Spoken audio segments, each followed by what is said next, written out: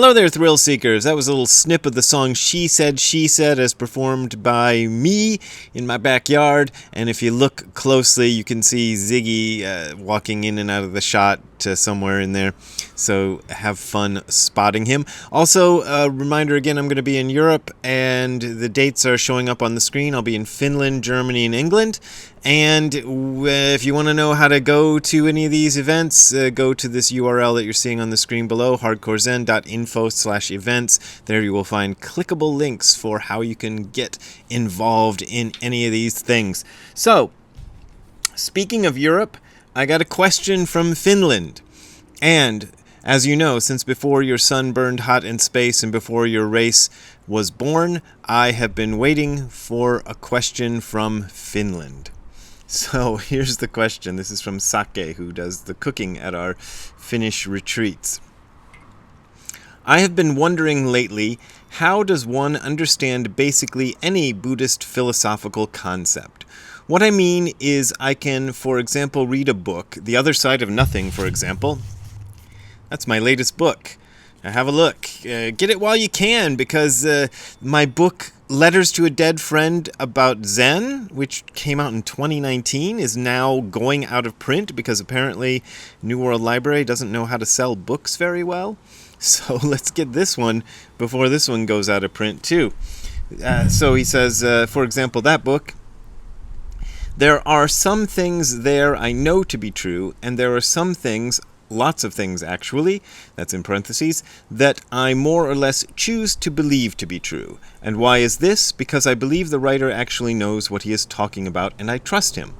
But what I've been thinking about a lot lately is the major difference between intellectually understanding / accepting, for example, the concept of non-duality, and coming to actually realize this through one's own experience. Perhaps this would be the forbidden E word, enlightenment. I'm not sure. I've been sitting Zazen for about 12 years now. I definitely have not experienced any such things, so I need to rely on mere intellectual understanding. And there comes the problem. Intellectual approach can only get you so far and not an inch more. This makes all this feel sort of like a religion, more believing than actual knowing. How do you see this? Do you see yourself feeling that you know, in quotation marks, these things to be true, or are there still things that you need to sort of believe without an actual direct experience of them? Do you feel that it is possible to deeply understand non-duality, for example, with just an intellectual approach, or is it absolutely necessary to get it through something else? Etc., etc. And that's the question. So it's a lot there. So let me see what I can do with that question. I think a lot of it hinges on what I think of as the Buddhist approach to faith, or at least the Buddhist approach to faith as I understand it. I remember reading a book about Christianity many years ago that said, and I'm paraphrasing from memory, but it said something like this.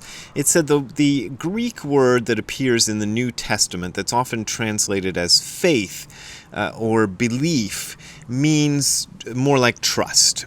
So trust that this is true. So that's a kind of way of doing it. And so the way I remember this explanation going, I wish I could give it to you to find the actual words, was that this concept of belief underwent a change during the sort of Renaissance era when science came into play.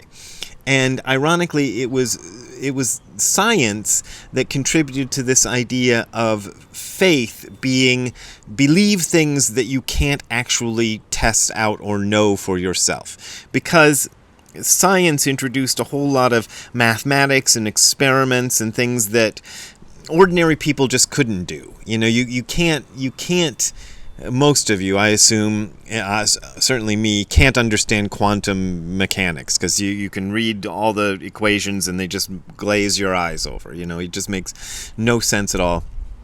But you're sort of asked to have a faith that the people who did this mathematics knew what they were doing, and even though you can't prove it, you trust that it's true. And then you have a certain amount of experience with it that makes you maybe believe it. I don't know if you have experience with quantum mechanics, but we certainly have experience with kind of high-level science that most of us can't understand. And one of the experiences we have is the one you're having right now, because you're watching this on a very sophisticated mechanical instrument that, I mean, Star Trek in 1967 had, communicators like this appearing 300 years in the future, because they couldn't imagine that you could get something like this in just a mere, 30 years or so after Star Trek. We started to see cell phones and things like that come out. So, it's a kind of, so you have some experience of it, but I don't know how this thing works. It just works. So I have a certain amount of faith in it. So in terms of Buddhism, let's get back to that. How it worked for me was like this. I had a teacher in my early years of Buddhism who talked a lot of stuff about Buddhist practice and enlightenment and things like that. He didn't talk about enlightenment that much, but it came up because one of the things he'd had us read, I took a class, as some of you, I'm sure a lot of you already know, I took a class at Kent State University called Zen Buddhism, and one of the required pieces of reading was called The Three Pillars of Zen by Roshi Philip Kapleau. That's what it said on the cover of the book. And it had a lot in there about enlightenment experiences, so I had to sort of take it on faith that this sort of thing could happen, because my teacher talked about it, and I could tell he wasn't lying. There is a strong tradition within Hinduism of, and I think this actually applies to certain forms of Buddhism too, especially in Tibet, of this kind of believe the guru. So Nisargadatta Maharaj, who's one of the guys I really like, who wrote the book, what's that book called? I Am That. Among other books. Well, the book was put together from his talks. He didn't actually sit down and write it. As a writer, I always feel the need to make that distinction. But anyway, in that book, he talks about, they ask him, well, how did you come to this great understanding that you seem to have about the nature of reality? And he says, I just trusted my guru and followed what he said. And his guru apparently told him, keep your mind on the feeling of I am, and try to understand thoroughly what that is, that feeling of I am. And eventually, by dedicating himself during all his sort of free time, he was a working person who sold cigarettes at a little shop. He ran a little cigarette shop in Bombay, as it was called back then. And whenever he had a moment free, or during his work, or during his, whenever his mind was just kind of wandering, he would bring it back to what is this feeling of I am. And eventually he had a profound revelation based on that, and he said he just trusted his teacher. Now, this advice, just trust your teacher, I'm reluctant to use it, especially because I've watched a lot of documentaries about cults. My wife loves documentaries about cults. This is one of the things we bond on when we're arguing about what to watch on TV, is if there's a new documentary about a cult, we'll both be into that. So I've watched a lot of these documentaries on cults, and a lot of what happens there is like complete trust in the teacher. So they trust the teacher, and the teacher, in almost all the cases in the documentaries I've seen, tells them to do crazy stuff, what was the one, putting poison on the salad bar in the local, the local eatery, the place everybody ate, so as to change the results of an upcoming election. That's what their guru told them in one case. And the gurus were telling them all kinds of crazy stuff and getting them into lots of trouble. So just blindly believing your teacher is probably not a good idea. You can do what the Buddha advises in let me make sure I get the name right, the Kalama Sutra, or the Kalama Sutra, because it's probably bad to pronounce it wrong. I don't know how you're supposed to pronounce Kalama. Anyway, he basically says don't go by just inference or by the idea that this is my teacher and he said it so it must be right. Know for yourself what is true. And I think that's what you got to do. But in the case of Buddhism, there's a lot of deep philosophical concepts that are difficult to understand when you first approach them. You know, when I first started reading Dogen, for example, I was like, I don't know what the hell this guy is on about. But I trusted that Nishijima Roshi, who was my teacher by the time I started really seriously reading Dogen, I trusted that Nishijima Roshi had found something profound in Dogen's writings and was doing his best to convey that profundity, whether I could understand it or not. So I trusted that there was something worth reading in Dogen. And what I did for reading Dogen, and I've talked about this on this channel before, so apologies to people who've watched too many of my videos, but what I did with that was that I decided that Nishijima Roshi had spent all this time and effort and energy to translate Shobo Genzo into English. And here I was, his student, and I figured if he would spend all that time, effort, and energy in translating Shobo Genzo, the least I could do is read it, you know? So I decided, okay, I'm just going to read this thing. It's 4 volumes. Each volume is like 500 pages or something like that, so it's a lot of stuff, but I just read it. And I didn't worry too much about understanding it. When I read it with the eye of like, I have to understand what I'm reading, I would just get bogged down and just, I couldn't, you know, I'd get one sentence and go, what the hell does that mean? You know, and just ponder it for a while. And then I decided, well, I'm not getting anywhere like that, so I'm just going to just blow through it. So just read it in the sense of just, you know, putting the book in front of me and making the words that appear on the page appear in my mind and just doing it that way. And that's how I got through it without any real comprehension, but there was something that was sort of sinking in. And again, it was this feeling of, okay, Dogen says a lot of stuff that's hard to understand, but there's a huge difference between Dogen's things that he's saying that I find hard to understand and, for example, some, you know, raving, drug-addled maniac on the street saying things I don't understand. So Dogen obviously wasn't crazy. He had something, and there was a logic to his, even if I couldn't follow it, there was a logic to what he was saying, and it eventually made sense. When I say it eventually made sense, I mean that it sort of gradually began to dawn on me. So there's a kind of a thing that happens to a lot of us who practice this stuff, in that Nishijima Roshi used to talk about this, how the understanding sort of builds and builds and builds until one moment it kind of bursts open. And that is what Nishijima Roshi called the experience of solving philosophical problems. He didn't like to say enlightenment, he didn't like to say Kensho or Satori or give it any sort of big highfalutin terms. He would just call it the experience of solving philosophical problems. And that's how it goes. At some point it starts to change and one goes, oh, that's it. Now, it's not that how can I say this? The moments of not understanding the stuff contribute to eventual understanding of it. There comes a point where it all sort of comes together and you start seeing things a different way. I think what is necessary for understanding Buddhism really is a kind of deep shift in your perspective of understanding things. And we've kind of learned a way of understanding things from the point of view of me.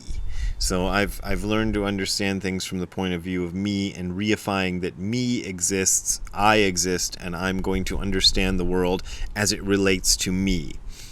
And Buddhism kind of carries you over into another way of seeing things, which isn't based on me at all.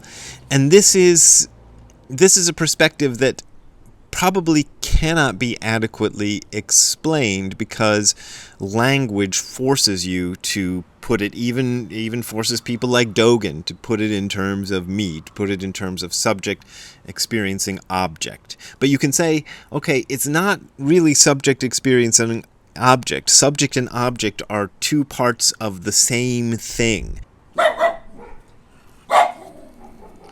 Oh, is that Hercules?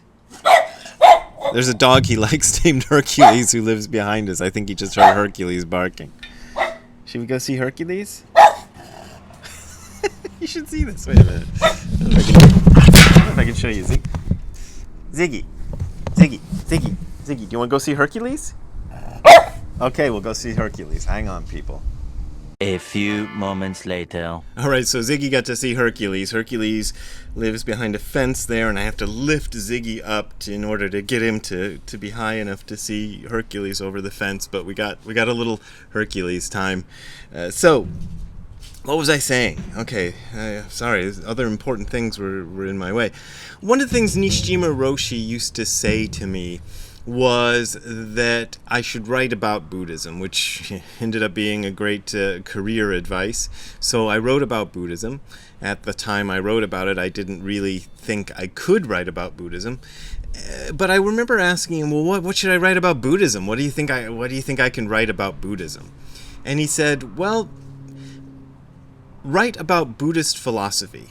And I said, well, why should I write about Buddhist philosophy? And he said, people like explanations.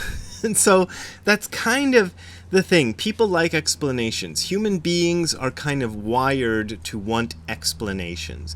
And the thing is, the sort of ultimate explanation is inaccessible to us. It's inaccessible to our human brains. We just can't, because the human brain is made to analyze things and to sort things out and to put this thing in this category and the other thing in that category and just all get it all sorted out. And the ultimate knowledge isn't in a category. You can't put it in a category. And we put it in a category. I just did. I just said ultimate knowledge. So as if ultimate knowledge is separate from something else. But Dogen says these wonderful things like the idea that even doubt is part of the ultimate knowledge. Even your lack of knowledge, even your lack of understanding is part of the fullness of understanding everything, because that's an aspect of it. The non-understanding is an aspect of the understanding we're talking about. One of the things that helped me was that I'd read all these stories about enlightenment experiences, and I had this weird moment. There was this person in my life who was a born-again Christian, and she was sometimes hanging around when I was with my first teacher, Tim. And apparently one of the times she had a conversation with Tim when I wasn't around, she said something about enlightenment and Brad and whatever, and Tim said to her, "Oh, Brad will never get enlightened." And she reported this to me with great glee, because being a born-again Christian and wanting me to become a born-again Christian too, she was very gleeful that I had been proclaimed by my teacher of being incapable of ever having enlightenment, right? And at first I was kind of depressed about this, and I didn't know what to do with this, but I decided that instead of trying to get enlightened, I would dedicate myself to thoroughly understanding the experience of being unenlightened. And that became my dedication in Zazen, was, okay, here I am in this unenlightened state. If I can understand this unenlightened state, maybe that's something, And years later, I happened to mention this to Tim, because at the time I've always been kind of shy and had difficulty relating to people and talking to people, including my own teachers. I finally, years later, asked him about this, and he said, I don't remember saying that, but she had some wacky ideas, and she probably just brought up some really wacky, stupid idea of what enlightenment was, and I said, oh, Brad will never have enlightenment, because that idea you have about enlightenment is crazy, it's nothing. So he didn't really mean that I was somehow incapable. There's the mythical person, I've forgotten the name of it. There's a mythical person in old Buddhism who is incapable of enlightenment. Ichantika or something like that. I don't remember. Anyway, so He wasn't saying I was one of those. He was saying that this was a stupid idea of enlightenment. But just doing that helped. So getting it is kind of overrated. You don't really need to get it. Nishijima Roshi used to say, you won't be aware of your own enlightenment, which I think when I first heard that, I was like, ugh. But I came to understand that what I am can't relate to that as subject and object. It isn't possible. So I don't know. As far as the weird philosophical concepts that come up in Buddhism, one of the things that happened to me as part of my experience of solving philosophical problems was the kind of clear understanding that, oh, it isn't all a bunch of BS. It isn't all a bunch of crazy stuff. It was like, oh, these guys were talking, oh, there goes a monarch butterfly. Oh, that's neat. Anyway, it's all true. What these Buddhists were saying was true. I think my initial faith was actually rightly placed. But then again, I'll say it again, you got to be careful about where you place your faith. And I think the thing is, sometimes when I say that little caveat, I think, well, this is a caveat for stupid people. I'm sorry to be judgmental. But like, if you can't figure out that when your guru tells you to put poison in a salad bar, that might not be the words of an enlightened teacher, then you're kind of stupid. Even if you're, a lot of these people in cults, it turns out, have advanced degrees and stuff like that, but they're still kind of stupid. So don't be stupid, would be my advice. Like trust your teacher, but don't be stupid. How's that? There's my advice. So I hope you enjoyed that. That was a long-winded explanation, and I don't know if I really explained anything, as usual.